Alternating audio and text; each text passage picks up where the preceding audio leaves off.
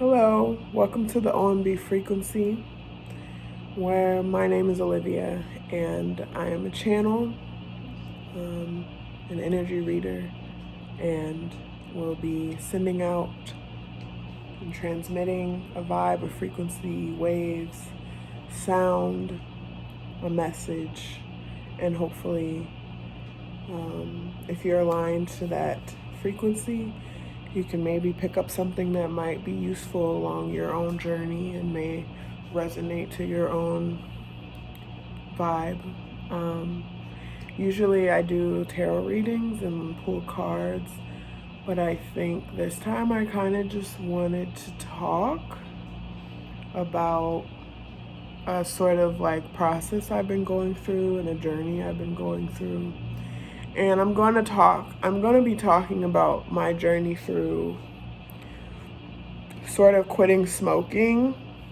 But in the midst of that journey, it's sort of that's sort of like the baseline journey, which was years of trying to like quit smoking. But essentially, it wasn't just the smoking. It was whatever I was numbing to, whatever I was numbing and covering for through the smoking, if you know what I mean, like any like addiction or any type of addiction or like bad habit that we have and that kind of controls us, that we like give control to. It was just a means of like numbing and certain things that I guess I didn't want to feel or face, or using substances, whether it be drugs or food or people, or even, sometimes we can even get like addicted to emotions and whatever we're using to sort of not feel the full totality of our existence. That's kind of what I am mostly talking about. And then the process I'm talking about is also a process of sort of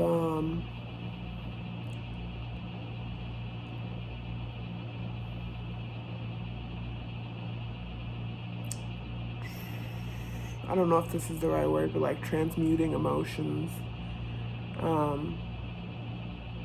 I think about it as like when we want to get to larger feelings of pleasure and joy and fulfillment and really get snug into our bodies, into our homes.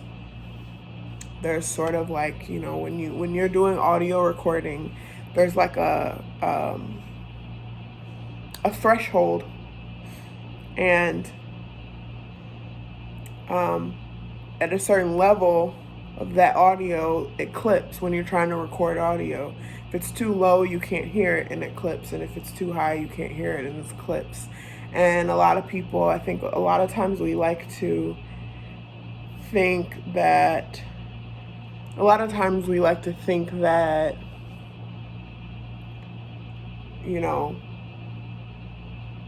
if we can just stay on the higher end of the emotions, we can just feel the joy and feel the happiness and the love and the light, then we're good, and that we can just somehow move the threshold this way towards the higher emotions.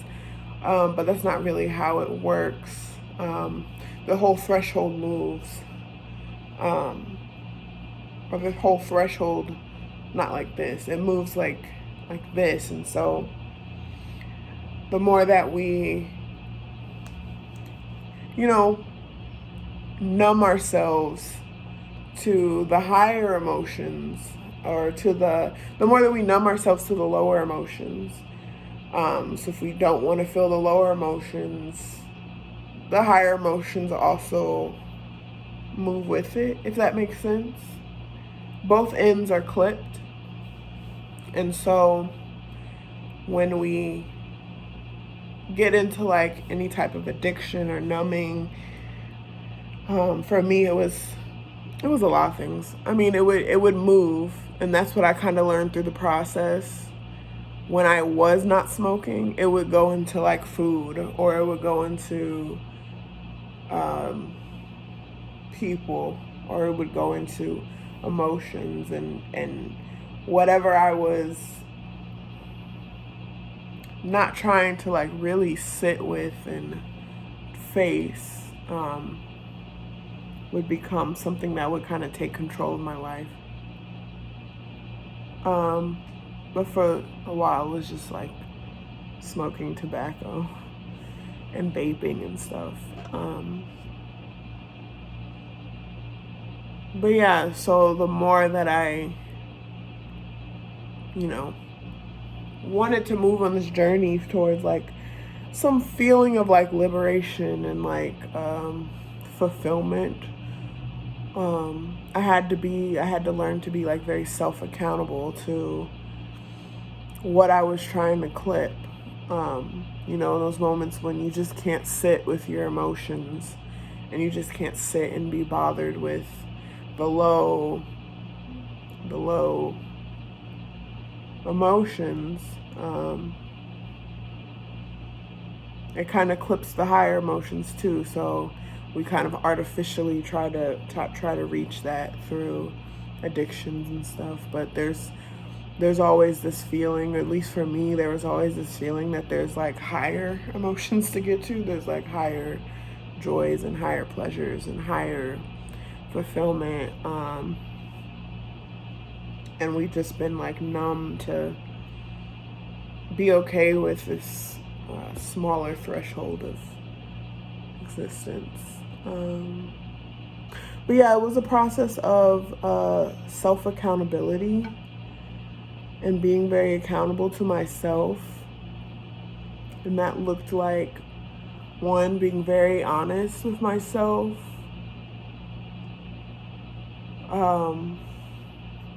It's really hard to talk right now. I just feel like there's a lot happening, and I haven't done this in a while. And I haven't made a video in a while, and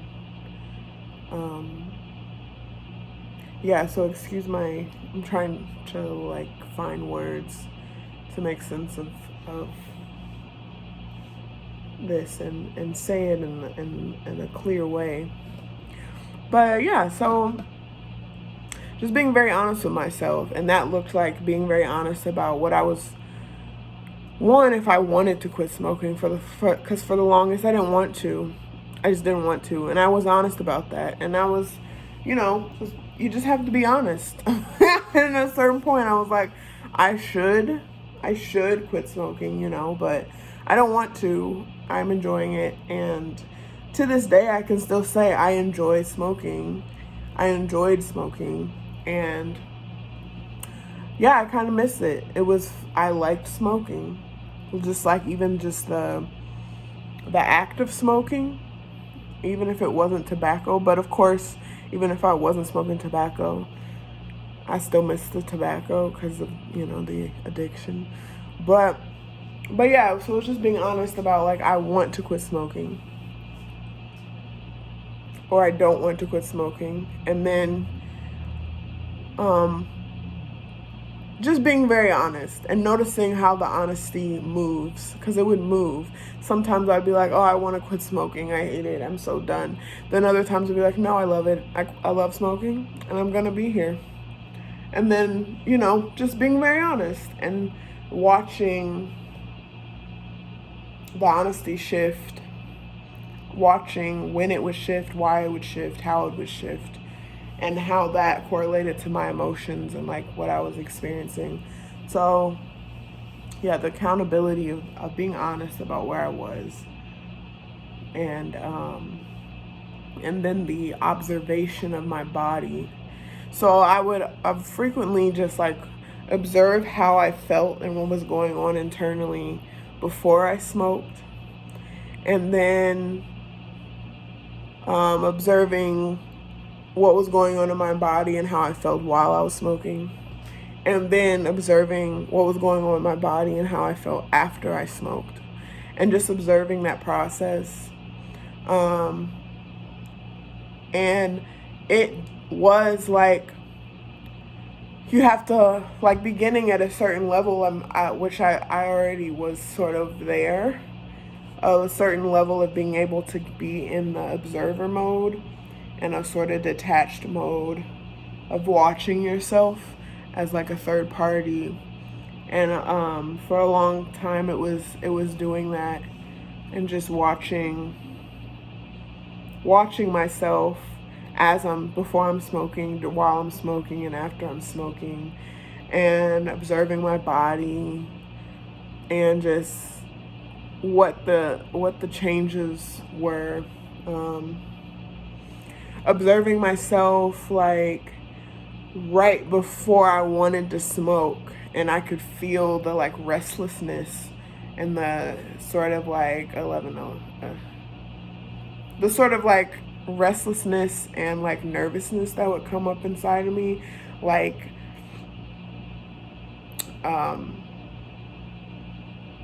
maybe like my body would just be doing a lot of feelings would come up, and then all of a sudden I'm just like, I need to get outside, or yeah, just like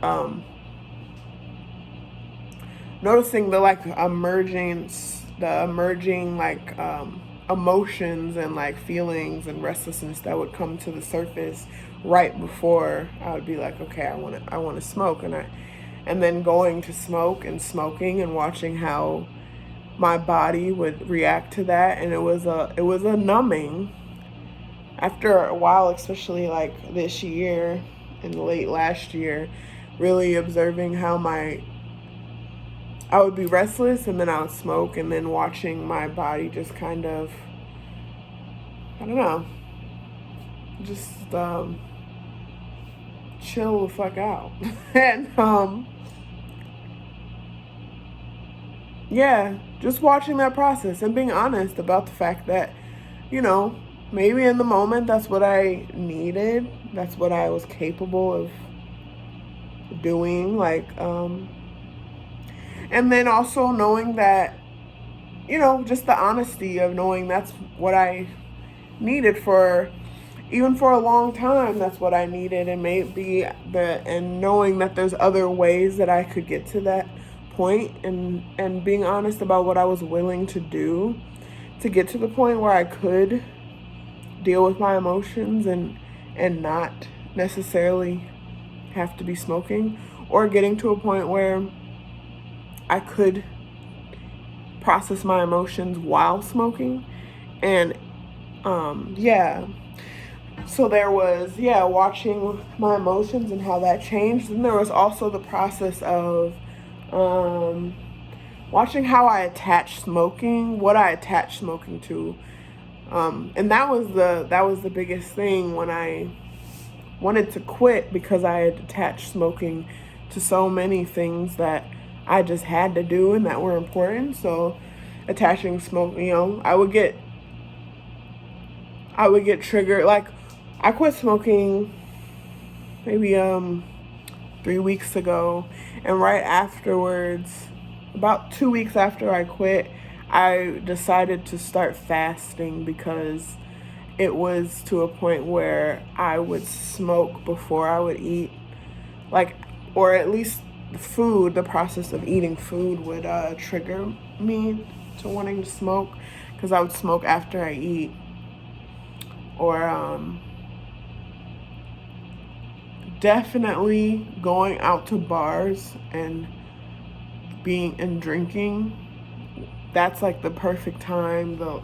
That's the perfect time when I like want to smoke. If I'm at a bar with friends and I'm drinking, I absolutely want, that's like the best time for me to smoke. And so like a week after I quit, I'm in Ohio going to bars, and it was a big moment for me where I had to be like, okay, Can I go out to this bar and drink and not smoke? And obviously I did it, but it was hard. That was one of the hardest triggers to get over with smoking. And then and the big one was I don't like to smoke inside. Quitting vaping was hard because I could smoke that inside, but I don't like to smoke inside. So I would start getting triggered, just like, oh, I want to go outside, and going outside meant, oh, I'm outside, I might as well smoke. And so things like eating and going outside became like triggers for smoking. So it was just noticing noticing the habits, noticing how I attached the habits to other habits, because usually that's how it works. We attach habits to habits, or if you want to start a new habit, you attach it to another thing that you have to do. So noticing that, and the biggest thing, the absolute number one biggest thing, besides, they're all big, but honesty and the observance, like observing myself. And then one of the biggest things that I think was the reason why I couldn't quit, not even that I couldn't quit, but a big thing that throughout the whole process, I never wanted to shame myself. And so it was even when this past few weeks, when I really was like dead set on, it felt different. There was a shift, and I felt dead set on quitting. I didn't want to bring shame into the picture. And so I would tell myself, even if I did go smoke, it was just like, it was just going to be a trip, and then we keep going. Even if it was a trip and you keep going, or a trip fall, stumble and fall to the ground and keep going, or even if I tripped and fell and stumbled and fell down a wall and, rolled in the dirt or whatever, just keep going. And so shame always felt like that thing that would stop me from keep going. Shame was always just like,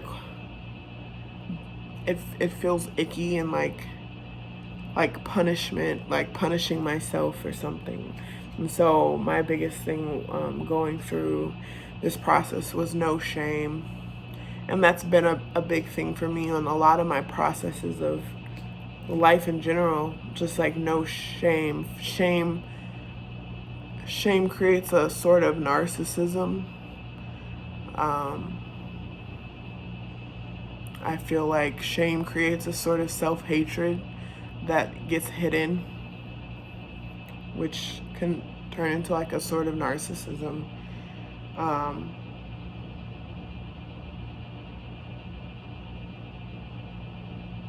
And a narcissism on one end, where it can be like, oh, I'm the worst, how could I smoke, I'll never get over this, that type of like narcissism. Or it's like, I'm better than smoking, or this like grandiose ego sort of narcissism. So either way, I didn't want shame in the picture. And I think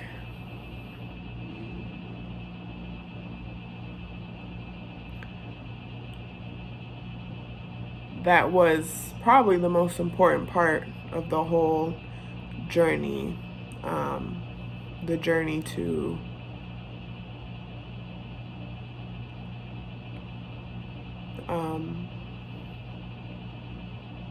quitting smoking, and to honestly overall just like self-accountability. And it was a process of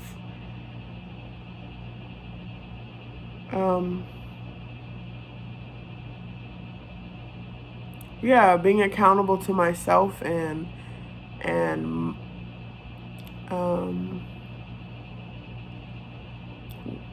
honestly wanting to,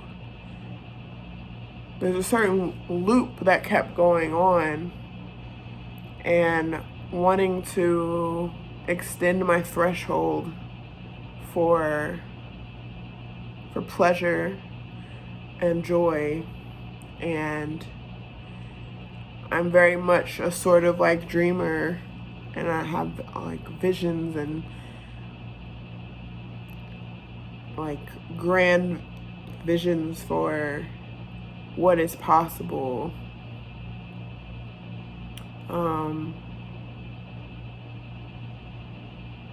Very connected to my heart and my dreams, and very sure that there are ways to extend the threshold, and realizing that in the journey to quitting smoking and self-accountability and its journey towards liberation, that in order to extend the threshold, like I said, in order to get to those higher joys and pleasures, I had to go to those, the lower end of the spectrum as well. And so it was a lot of breaking down, crying, weeping like a baby on the floor, surrendering, a lot of being disappointed in myself, a lot. Yeah, it was a lot of like self-reckoning, a lot of like, yeah, just being honest about what I'm willing to do. And if I'm not willing to do certain things, then where do these dreams come in? Where do these goals come in? And where do this vision of, not even the vision, the feeling and knowing of the expansion that can happen,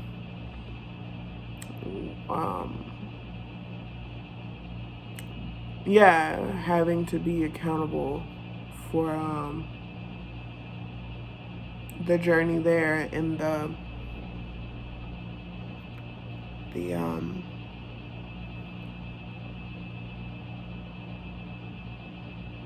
space in between where I am and where I want to be.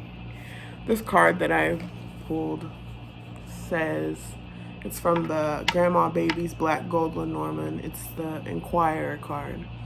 I call to remembrance my song in the night.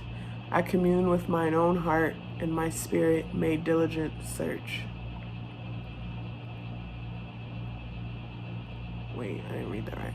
I call to remembrance my song in the night. I commune with mine own heart, and my spirit made diligent search. Psalm 77. Yeah. Because,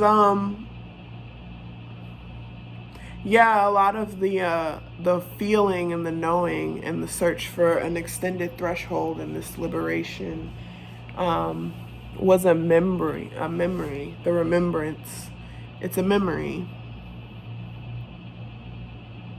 I talk in my other videos about ancestral process theology and how our ancestors, a lot of times, like, they knew liberation was possible because they were connected to the moment of liberation being possible. And it was felt and known because it's a memory, because time isn't linear, and because it's coming. And so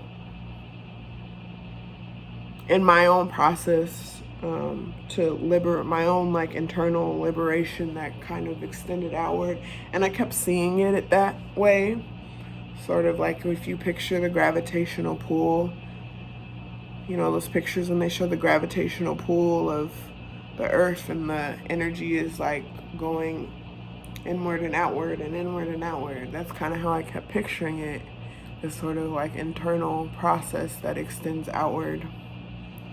The remembrance and the memory of liberation, my own personal, not even personal, but my own, internal liberation, and, connected to a larger network, but I'm mostly talking about the self-accountability towards our own liberation right now, which of course extends to others because we're all connected. But yeah, the choices that I had to make for myself, being accountable to what I can control, that process is a process of memory, and that process of memories are in the body. And so my body knew that there were larger thresholds, that there were larger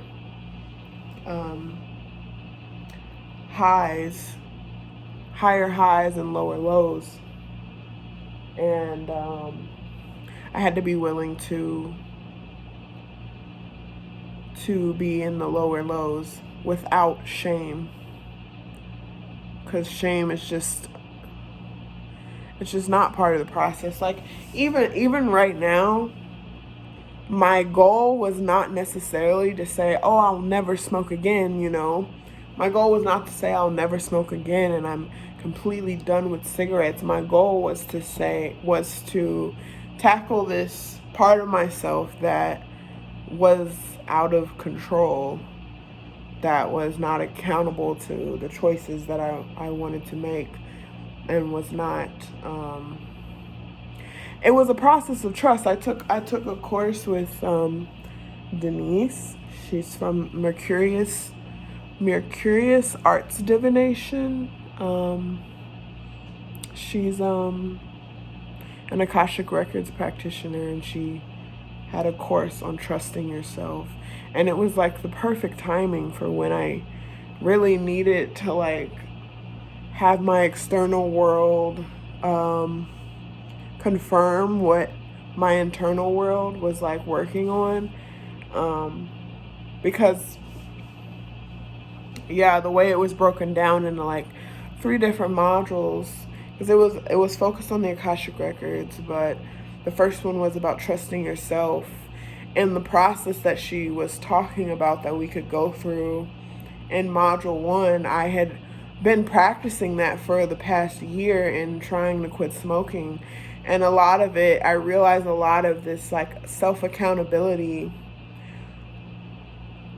it's not about punishment. It's not about me trying to never smoke again, but it was about trusting myself. And so in observing myself and being honest with myself in those moments when I'm like, I don't want to smoke, I'm so sick of this, or in those moments when I'm like, I like this, and noticing that honesty and when it shows up, and if I make these promises to myself that I'm going to like not smoke at this time, or I'm going to quit, it's like when I make these promises to myself and then I go smoke, what does that mean? And it's not necessarily about the smoking. Of course it is, because for other reasons, yeah, I mean, it's smoking. It's not like the tobacco was the problem. It's about trusting myself and being accountable to myself. And so if I say I'm going to do something, and I know on several levels that I should do something, and I continue to not do it, that is like rupturing the trust I had with myself. And so doing that course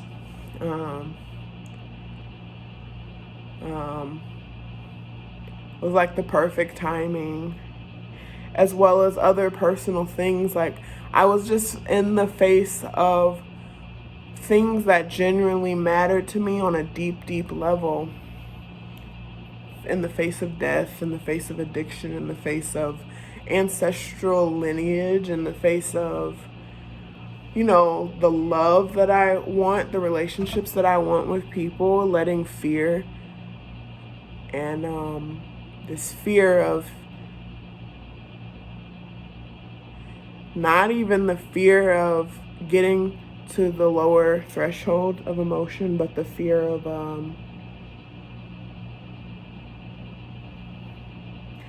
I guess the fear of like getting to the lower thresholds of emotions.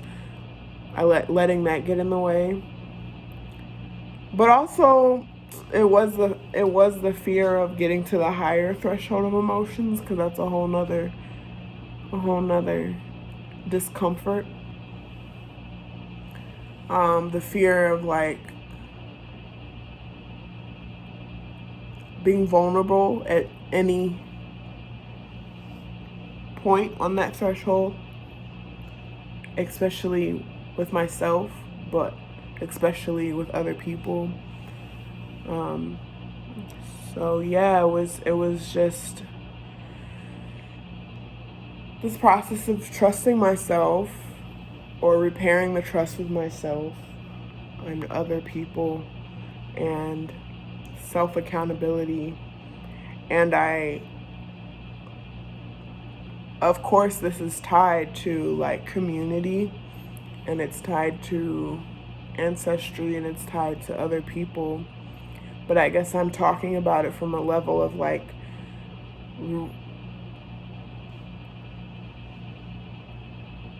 control, like what I can actually control. Because you can't control other people, and you can't control the big things that are happening in the world, and we can't control a lot of things. And there's a way that we can like constantly want to external, and we want to externally control this and externally control that, and externally, you know, try to like control different things. And meanwhile, we're being controlled by our lack of accountability to ourselves. So I'm mostly talking about like focusing on what we can like actually, what we can control, which is ourself, the choices we make, the ability for us to open our hearts to a larger threshold, and do that without shame, and do that with trust, you know, opening the trust in ourselves. Because as I'm going on this process, especially like a month, I think it's been, on Monday it'll be a month of no smoking. And it just, because of the work that I've done on like the underlying trust and accountability, it definitely feels different than other times. Other times I was honest, and when in that honesty, I would be thinking like,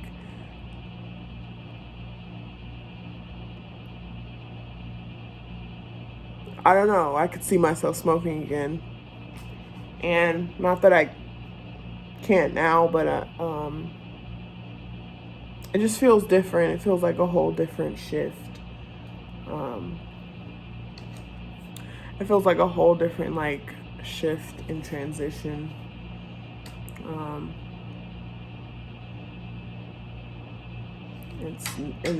It's not even, it doesn't even feel like it's about smoking. Whereas before, I guess before, that's what I was saying or thinking, like before it was about smoking, and I would think, could I put a cigarette in my mouth right now? And it's not about that. It's that wasn't, it was about like, I guess like making a home within myself, in a sacred space within myself. Yeah.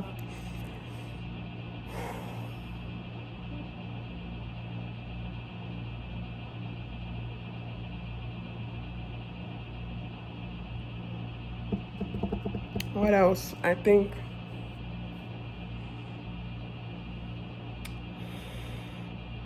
I think that's kind of what I wanted to talk about, this process that I was on. It was a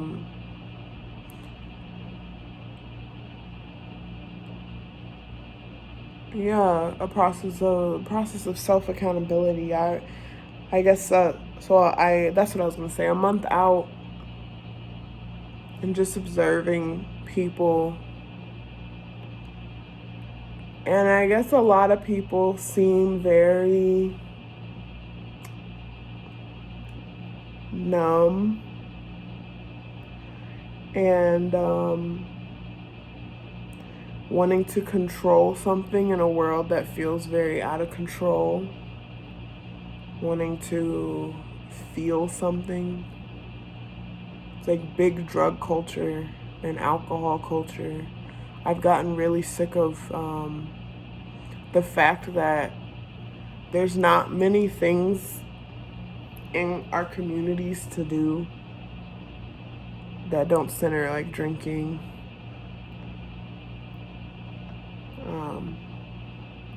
And then going out to bars and yeah, I guess I just am feeling the need for like deeper connection and intimacy and spaces with people, and a lot of places that I've been going to with friends, like bars, is just not the space for that. People are very checked out and disconnected, and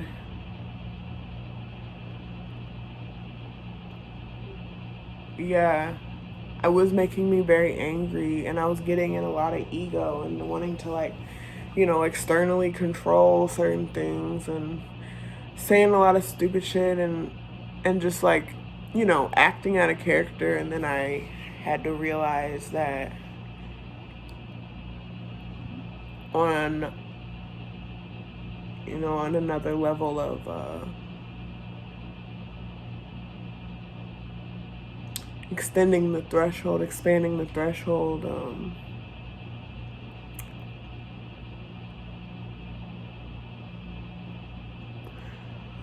I had to make different choices, and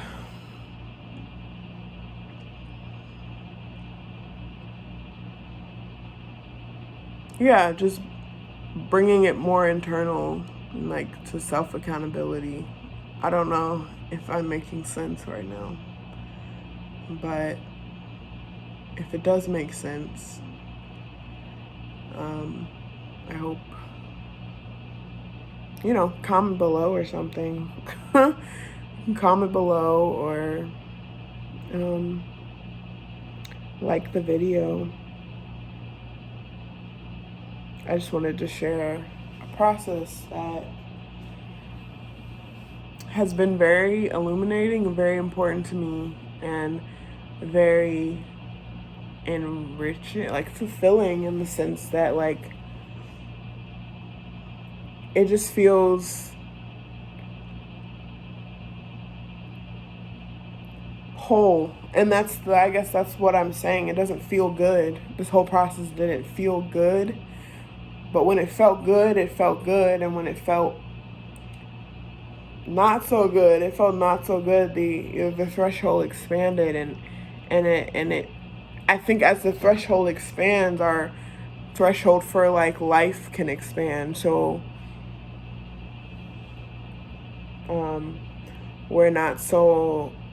I'm not just like wishing for the good feelings of life, the good moments of life, because the threshold has been expanded to take in the wholeness. And so in becoming more whole and expanding the threshold of feeling and emotion and experience, it's been very fulfilling and whole. And it's not love and light, and it's not just light, because the larger the light that you cast, the larger the light,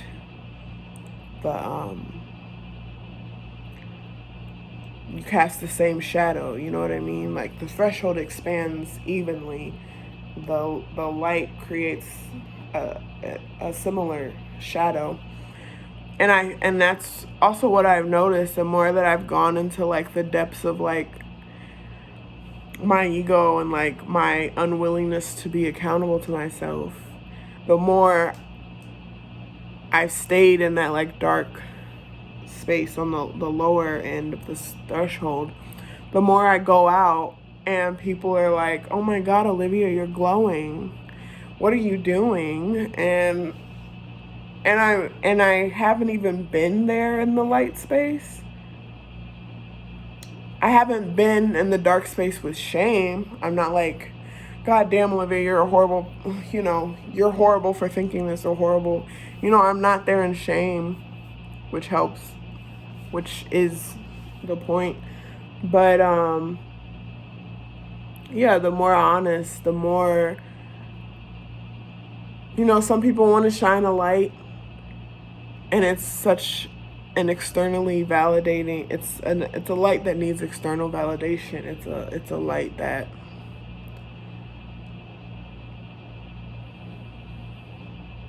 it's that like narcissistic shit of like,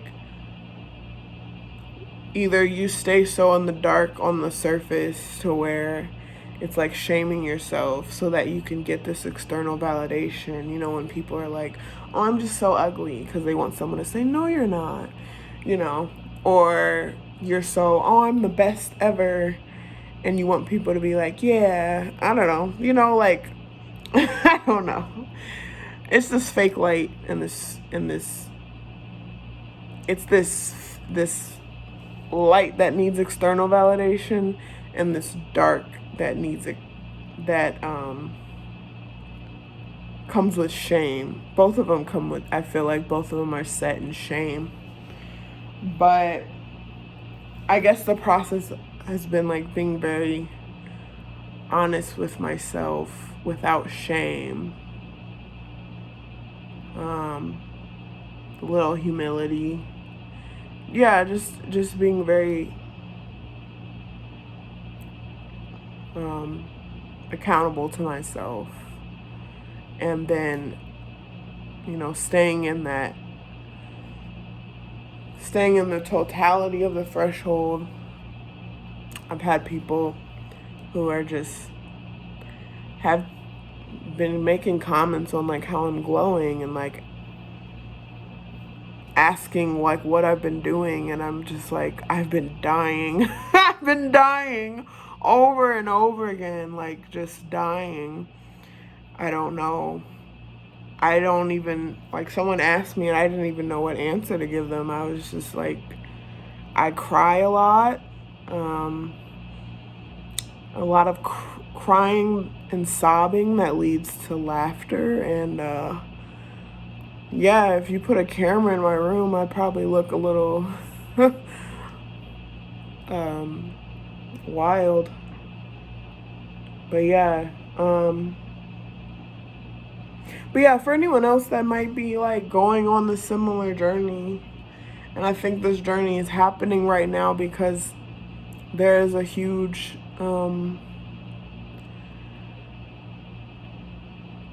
the change is in the air, the shift is in the air.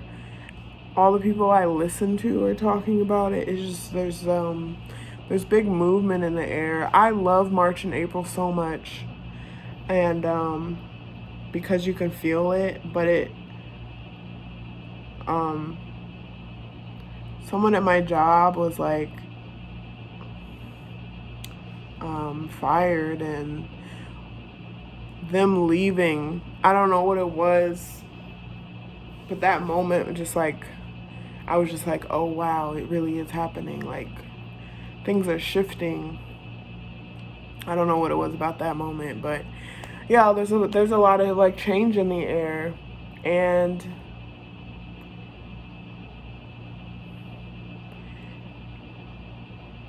expanding the threshold and being self-accountable and being able to hold all the good with the bad, the light with the dark, the shadow with the light, or whatever, just holding the fullness of existence helps with that transition. Because when, you know, you see something bad happen, you see, like, think of relationships end, or detachments happening, or even you start crying, like, more, whatever shift is happening, you can see it as expanding the threshold, and not necessarily that, like, oh, everything's going to hell, but, like, you know, on a personal level, whenever I'm really feeling horrible, I get kind of excited about it, because I know the threshold is expanding, and I will later feel like equally amounts of joy. Or whenever, you know, the news is talking about some horrible thing that's happening in the world, I know that, you know, like, all the talk about, like, sex trafficking or child trafficking and everything, like, we're expanding the threshold in a way, because these things were already happening, but now they're coming to the surface and we're seeing them, and so people can see it, so then equally people can now do something about it because it's out in the open, you know, like, the threshold's expanding, and it's just holding all of the, which that's all of reality anyway, all of the good, all of the bad, all of the in-between, all of the, yeah, light and dark. So I guess that's what I, in general, just talking about. Expanding the threshold, because it just makes life bearable. I don't know. Not even easy. I guess it's easier. It's not easy. It's not easy, but it makes it bearable. It's sort of a surrender to know that you can't control anything but what you can control. And if you can control that, then you kind of can be aligned to what you need to be aligned with an open heart and no shame. And that's what I've been focusing on this whole time, is just having an open heart, being vulnerable, and doing it because I want to, and not because I want anything back for it, but just because my threshold is expanding, and I'm not interested in being controlled by fear and all of the pain around in the world, like closing my heart. Because, you know, a lot of people talk about nowadays, like, you know, matching people's energy, and if people don't do this, then I'm not going to do this, or, you know, all that stuff. And it just feels like a lot of control to me. And I'm a tropical Aries sun and rising, so I don't like to be controlled. And yeah, just years of being controlled by, like, nicotine and tobacco, and my lack of wanting to feel my emotion, like not wanting to feel my emotions, or so being controlled by my emotions, or being controlled by childhood wounds, or being controlled by pain, being controlled by fear, and being controlled by other people, because if you're gonna act like this, then I'm gonna act like this. And I just yeah, the self-accountability lets me know what I am in control of, and I want to be in control of having an open heart and being vulnerable and accountable to myself and the people around me, and expanding my threshold for life.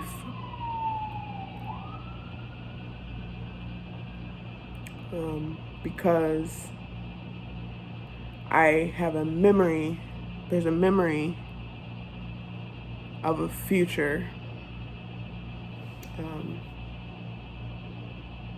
And I think we're in a place right now in time where that future is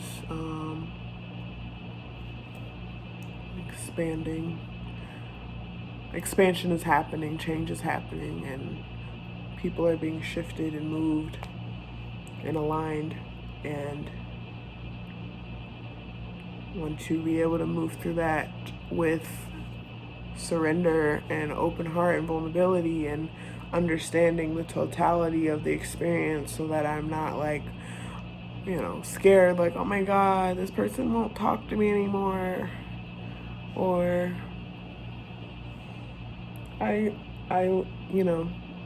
people losing jobs and moving and life happening, and it's just expansion happening. So that's all I had to talk about. This sort of like monologue had been coming in my head while I'm trying to sleep over and over. And when that happens, then I know it's not something I need to keep to myself. And I didn't know what to talk about, but I did pull cards on it. I don't really want to talk about the cards. I showed the 3 there.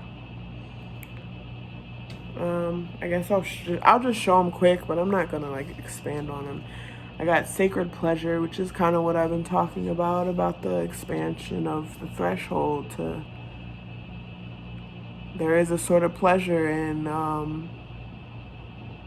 I found pleasure in breaking down and surrendering, because it means I'm not in control of certain things, and I like that. And there's a pleasure that comes with that. We live in a culture where especially if you like watch TV and stuff, there's not a lot of like room for spirit and a room for the aspect of existence that has some control over us. You want to call it alignment, fate, destiny, God, spirit. There's like this aspect of reality, this mystery of reality that where like we can't control it. And other people are mirrors of that mystery, because I can't control other people. We can't control other people. We can't control communities. We can't control nations. We can't control groups. And so we can't control universes and galaxies and so on and so on. We can't control God. We can't control fate and destiny, and we can't control spirit. And then there's just this big aspect of reality that we can't control. And I found pleasure in surrendering to that.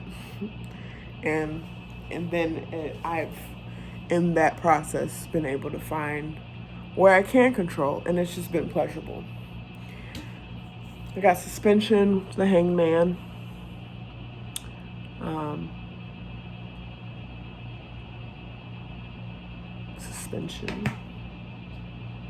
Suspension makes me think of like a car suspension, which is like when, in a car, I don't know about cars, but I think the suspension is when like it goes over a bump and there's given room for it to go over the bump, the threshold expanding so that the car is flexible as it goes over bumps, different perspective, the hangman, suspension, suspending upside down to see a different perspective, expanding the vision, the threshold of vision. It gives a flexibility to go over bumps and hurdles and have room to see, have room to expand and contract in the midst of the difficult time, the bump in the road, We got the 2 of Wands, 2 of Staffs, which is also about, standing on stilts to see further out, get a different vision, the balance. This is all about movement, the suspension movement on a bump in the road, or the balance that's needed to be able to feel and see a vision. And then Mama Gourd, the mastery of emotions, and being able to hold all your emotions and master holding all your emotions. Because Mama Gourd is water, and water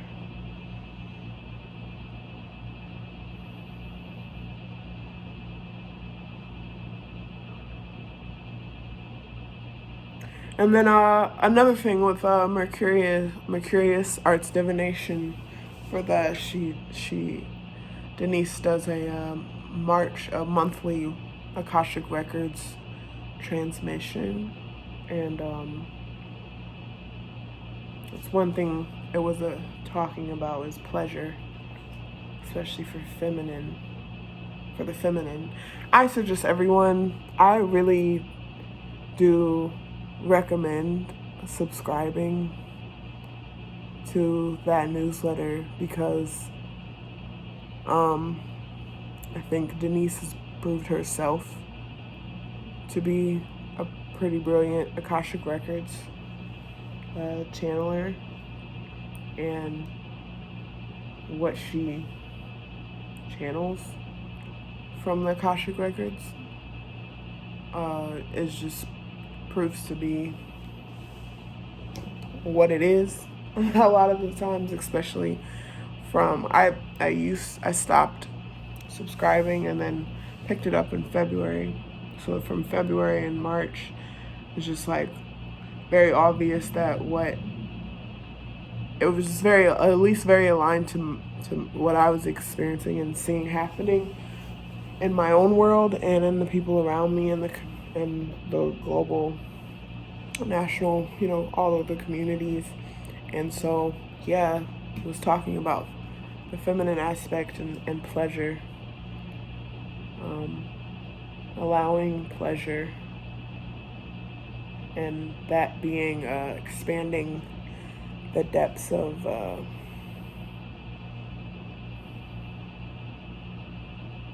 ourselves. And then I already looked at this one, the Inquirer, the Remembrance. And this is a card towards, like, what are you supposed to be doing here? Destiny and all that stuff, surrendering to it, which is what I'm doing now by making this video, because I feel like Spirit's just been like tapping me on my shoulder, like, you got a YouTube channel, bitch. And I'm like, yeah. And then the ship, the transition, and again, movement, and like, yeah, there's movement, and being able to like be the ship and the home, like, that takes you in these waters, and being in the body, because you can't expand the threshold, you can't feel the pleasure, you can't get into the emotions without the body. And the body is the home, and the body is the ship. The body is the space and time ship that takes you through. It is the vessel that takes you through the home, that takes you through the planet, that takes you through space and time. And the more I have gotten into my body, the more that I've gotten into my body, the more I'm able to remember that there is another space and time. There was a space and time where I quit smoking, and I just had to communicate with that part, that me, and ask them, what'd you do? There's just space and time of the person who is on the other side of making this video. And I had to say, how did you get the courage to go back on YouTube? There's a space and time of all the visions and dreams that, I'm communicating with that space and time. I'm communicating with that me that did the things, accomplished the goals, and lived the life and just communicating, and with that me through memory, the memory of the future.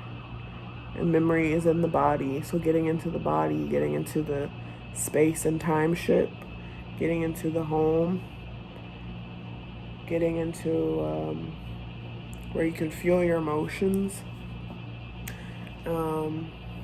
without shame. Yeah, I think I'm done, but it's an hour. I'm done.